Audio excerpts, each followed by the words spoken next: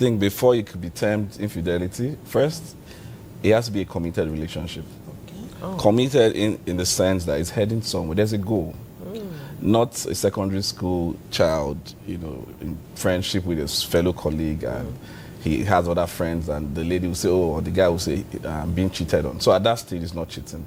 So cheating has to be first qualified as with commitment first.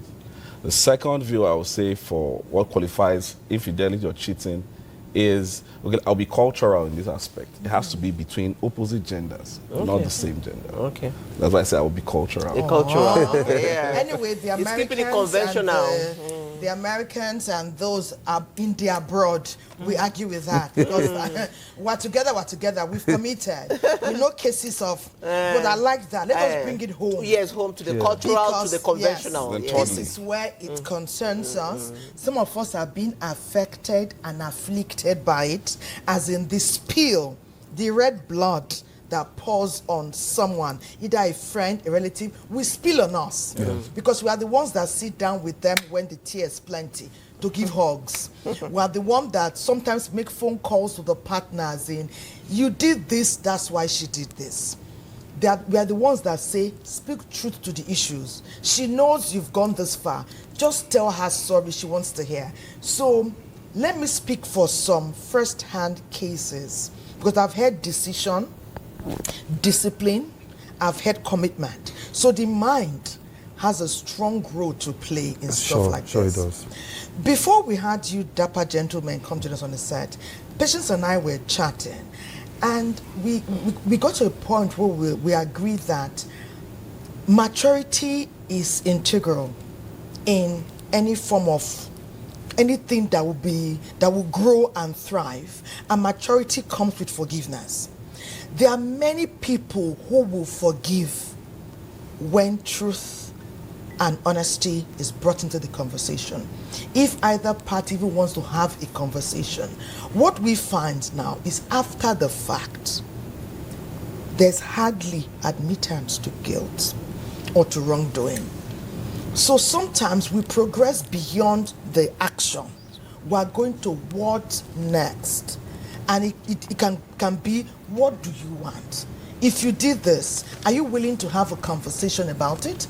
Are you willing to show remorse? So let's assume it happens, because it does happen like every second, whether one party is aware or not. I want Mr. Richard to take it from here. I won't go to secondary school that it bleeds even there, because they are bleeding. We know young people are also crying. But let us go to the adults. Were someone to say, all I need is honesty and loyalty, I'm willing to move on because I see what I want in this guy or in this lady. What ought we to do then after the fact? Okay, what I would say is when there's an act relating to infidelity, I think before moving on to any stage, I think one thing that is very critical is both parties must sit down and talk with themselves. The defaulter must, give good reason why he actually cheated.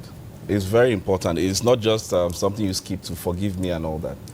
He must really give, a detailed talk on why he actually did that.